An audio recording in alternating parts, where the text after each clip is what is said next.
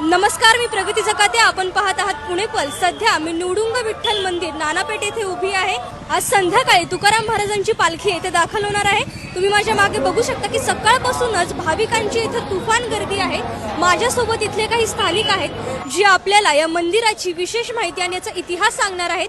पूर्वी इथं गोसावी राहत होते. गोसाई या मंदिराची देखभाल, पूजा व अर्चा सगळं काही करत होते. पण त्या गोसाईंना साक्षात विठ्ठल भगवानाचं दर्शन झालं स्वप्नामध्ये, दृष्टांतर झाली आणि त्यांना असं कळालं, सांगण्यात आलं की त्या निवडुंगाच्या झाडाखाली इथं पांडुरंगाची मूर्ती आहे. आज जगद्गुरु तुकाराम महाराजांची पालखी त्यांचा सोहळा आणि पालखी निवडुंग विठोबा मंदिर येथे येणार आहे.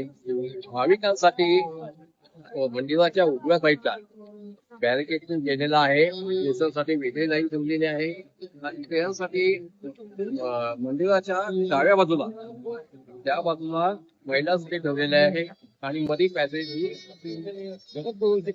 गेल्या 2-3 दिवसांपासून प्रशासन, विविध सामाजिक संस्था आणि पुणेकरांकडून तयारी सुरू आहे.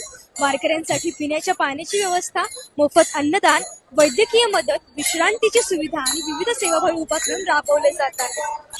सुरक्षेच्या दृष्टीनेही प्रशासनाने चोख बंदोबस्त केलाय. सीसीटीव्ही कॅमेऱ्यांद्वारे संपूर्ण परिसरावर नजर ठेवण्यात येते. ठिकठिकाणी बॅरिकेड्स उभारण्यात आले. त्यासोबत वाहतूक आणि गर्दीचे नियोजनही करण्यात आले, जेणेकरून वारकऱ्यांचा हा भक्तिमय सोहळा सुरक्षित आणि सुरळीत पार पडेल. मी प्रगती जकाते, कॅमेरामन लीना सोबत पुणे पल्स.